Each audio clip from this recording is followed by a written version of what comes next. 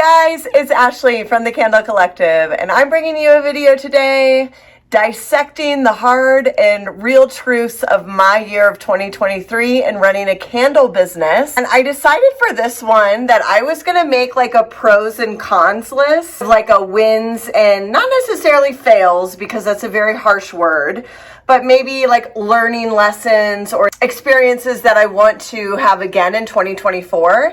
And so I decided that I was gonna just make this like an audible version for you guys to go through and then like have a bit of a conversation. Obviously, if any of these resonate with you, you can leave them in the comments below. And they might even become like further video conversation topics that we have down the road. If you're new to my channel, my name is Ashley. I'm in my studio today. I am a candle maker. And I really feel like this list is applicable to anybody who makes something and who shows up for their small business in a capacity of you're making the item, you need to then sell the item, whether it's in person or online. If that resonates with you, then this video might be applicable to you in your life, and you might find some familiarities. And honestly, if you have any suggestions for me, I will take those as well. I'm also really behind, so I'm in the shop today because I'm going to be taking you guys along with me as I make some candles. You know, we're just going to wick some of these candles while we talk about this candle business that I've got going on. So 2023, I'm still digesting what the year was in its like totality. But it was a wonderful year for us. It was a record-breaking year for numbers, for experiences, for candles made. Like literally everything was off the charts, and I'm so grateful for it. My personality is always kind of like waiting for the other shoe to drop, so it's really hard for me to like accept and celebrate the wins. In my mind, I have to like balance a win with like a, well, this could have gone better, or fill in the blank, and so that's what this is. As you all know, I love markets. Like markets are a big, huge chunk of my business. I have a video that I shared for 2022 going into 2023 of just how big markets were and like direct in front of people sales were. I can link it here if you want to go back and then obviously come back to this one because that's what we want on YouTube. Markets were like such a huge deal for me in 2023. In 2022, I did a lot of markets. I did my first out-of-state market. It was a really big deal. And I just tried to say yes to like as much as I possibly could. And that really trickled into 2023 as well. I said yes to as much as I could, and I even accelerated like foot on the gas to as much as I could out of state. So we did our more out of state markets, different ones, and then I did like a huge road trip one, which I am going to do a video about, where I went to Austin, which for me is an 11-hour drive one way. It was a really big deal. And I was like a roadshow circus. It was crazy. That was like one of my big pros, is trying something new with markets. I have so much feedback to share and insight, and like I feel like I almost kind of like know a little bit too much from my background of like running events and hosting markets myself, and even like hosting New Mexico's only yoga festival at a time, and housing vendors and such. So I do feel like I have a really sharp eye in the sense of like things that I'm looking for and asking for and expecting from these market hosts.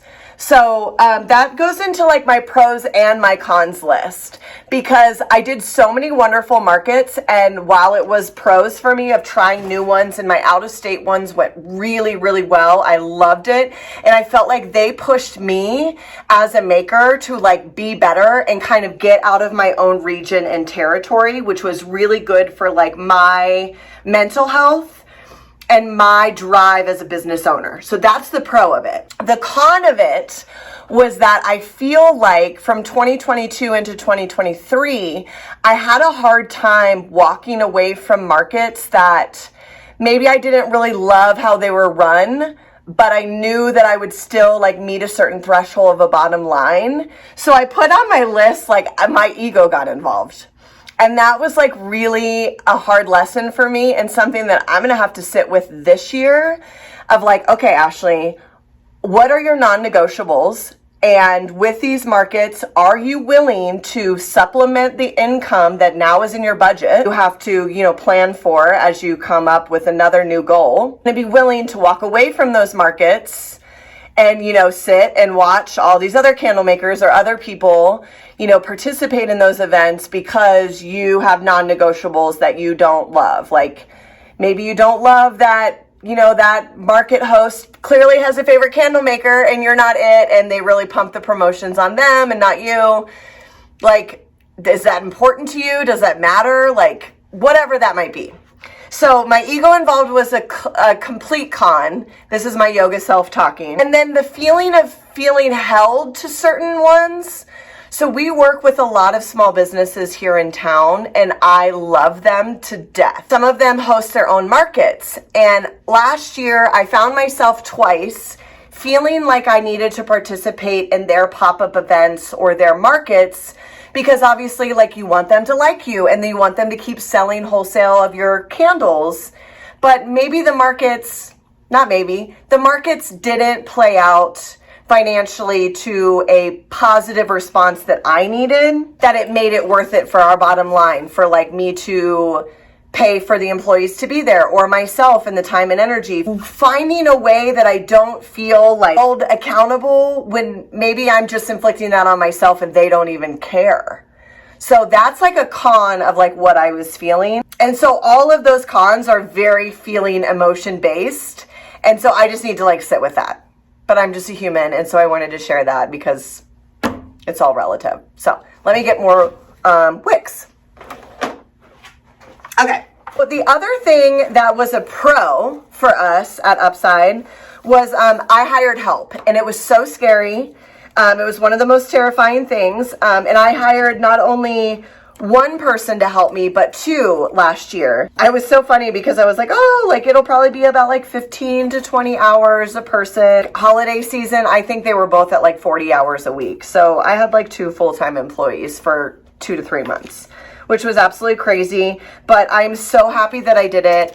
They were both so wonderful and helpful. The girl has since moved on because she does need something that's a bit more like stable and full-time year-round, which I totally understand.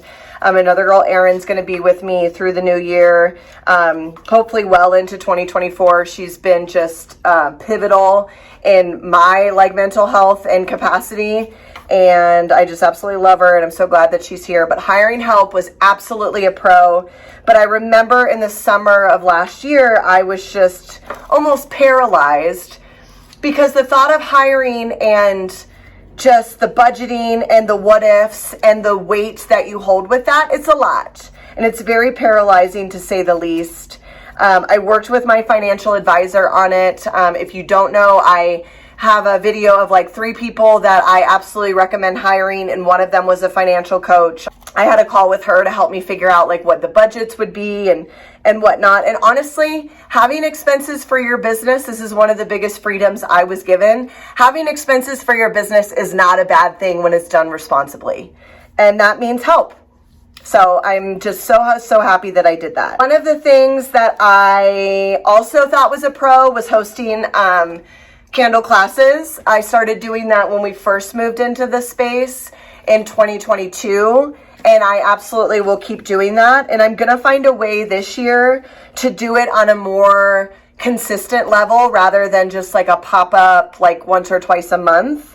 I actually want to do it where like I can train my help to be able to do it like maybe once a week, just drop in.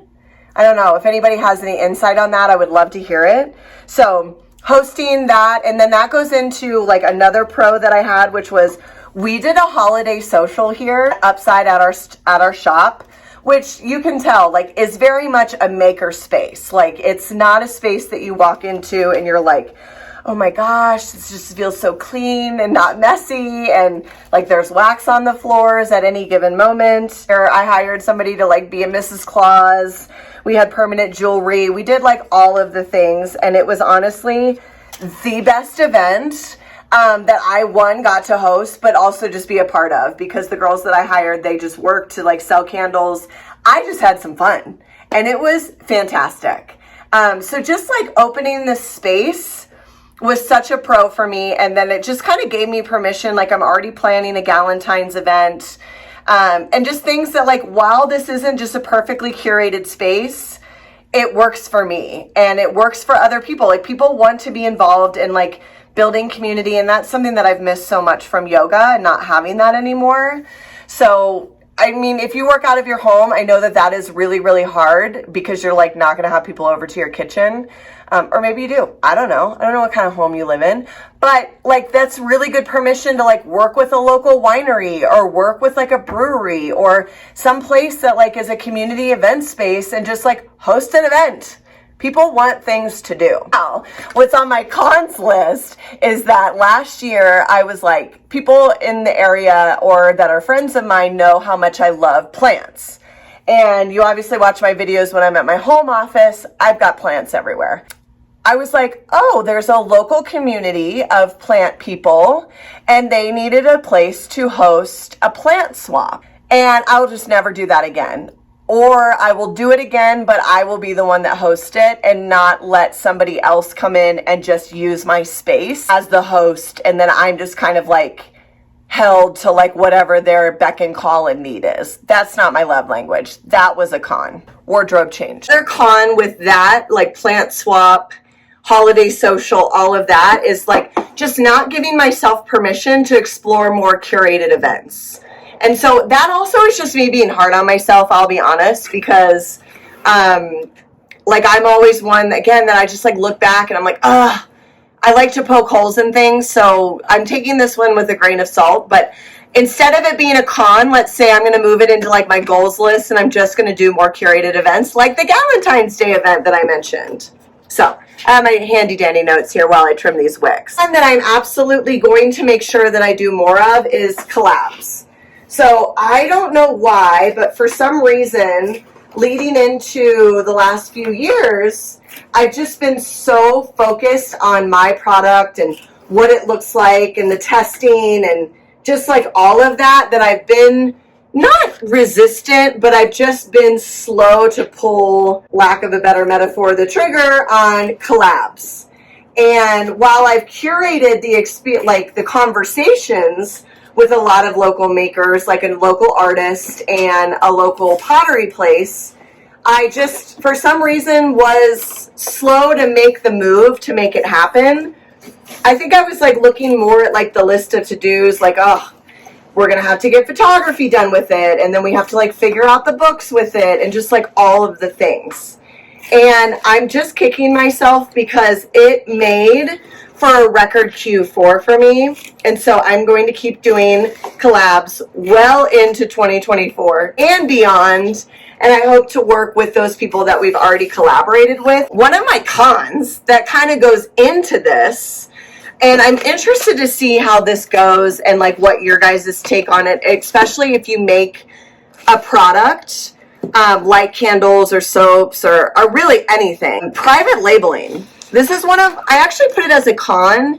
And again, I think that this might even need to be moved into like a goal side thing, is that I just want to do more private labeling because I've been absolutely 100% hard no on the idea of private labeling because I've been so laser focused on the image and the branding and the messaging of upside that in my mind, all of that is lost if I do private labeling. But I think I'm at a point now where I'm willing to accept the conversation and the bottom line of it all. And like, I'm already producing so many of these candles that if the shoe fits and if somebody's like, okay, well, I still want to use like this vessel and that scent, why wouldn't I just charge to slap a label on it? And then again, my ego is getting involved in that, I think, a bit. So I've got to figure that out. Would love your insight on private labeling if you do it. I put it as a con, but it's kind of funny because I haven't even like done any, so I don't really know why it would be a con. It's more so just a goal of mine to like reshape the way I think about private labeling in 2024. Biggest pros that I have from this past year, and it kind of goes into my first pro, which was like trying all these different markets, was upgrading my market presence. So I invested in some new shelving for like our multi-day markets. I invested in just some like different ways to layer on our table and our booths. And I'll be honest, it's a pain in the ass. Everything's heavy, everything's clunked around. It actually like makes me sacrifice a little bit on taking product because I'm literally loading my car up with so many like shelving units and things like that. But I got to tell you guys, the amount of compliments that I got this past market season on the way my product was displayed and looked was just well worth it. So I'm so glad that I just like invested in those expensive pieces of shelving and made it happen. And it helps you stand out. And I'm going to tell you, in a sea of candle makers at these markets that you spend a lot of time and money and energy on being at, it's important to do that. A con of mine is that I wish I would have diversified my line a little bit. And I'm not really sure what that means in the sense of like, I don't really have like an end result of what I'm going to do with that. But I do want to diversify a bit, not in regards to like my labeling and my branding, but in regards to like my sizing and my offerings within like seasonal scents and things like that. And I really want to rebrand some of my names because I think I need to take myself a bit more seriously at this point in the game of upside. That might need to be a more fine-tuned point, but I hope you feel me on that. My last one is I'm going to end on a pro. Because we need to end on a positive note, and cons just don't feel like the way to end it. One of the small things that I did last year, and I finally did this when I hired those two girls, and you know, when you're like trying, things live in your brain for so long that when you actually have to have the very humiliating experience of like sharing something that lives in your brain and then teaching someone else how to do it, and you realize that it makes absolutely no sense. Hopefully that paints a picture. One of the things was after like the third or fourth market that we did in like early September, I realized that like I needed to take my business seriously if I wanted the people working for me to take my business seriously. And one of the ways that I did that was a candle packing list. And I know that this is going to be like kind of hard to see, but I made it and I'm happy to share it with you guys, my downloadable list of all the things, but it's super easy. I laminated it and it has been irreplaceable. It's super easy. We use a dry erase marker. I have the scents right here that we list. I have our 3 sizes. We do signature, everyday, and travel. And then I have miscellaneous, like our room sprays and our diffusers. And then I have my packing notes. And this has honestly been wonderful. I also made a secondary one, which is our market packing list. And this is more like static things. So like when we go to a grower's market, we know that we need a tent, we need 4 weights, we need 2 tables, we need like 2 chairs, those things that are more static. And then this is more specific to each market with inventory.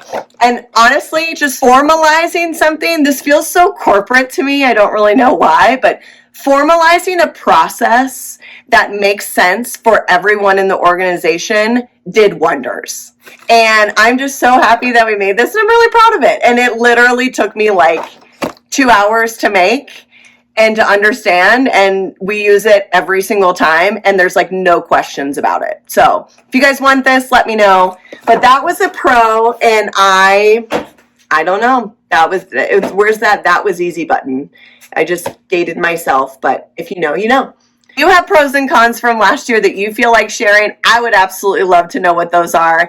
I want to cultivate as much community on this channel as we possibly can, so it's not just a one-way street where you guys are just hearing me. I love hearing things back from you guys. If you had some pros and cons specifically that maybe match or mirror what I went through, share those below as well. And honestly, if you just have something on your own journey or your own experience, or maybe you have some advice for me based on what I just shared with you guys, literally anything and everything is welcome, as long as it's like constructive and not just like straight criticism and rude. I hate that stuff. Thank you guys so much for watching. If you haven't yet subscribed, I would love it if you did that. My name is Ashley. I thank you guys so much for being here, and I hope you have a great rest of your day. Bye-bye.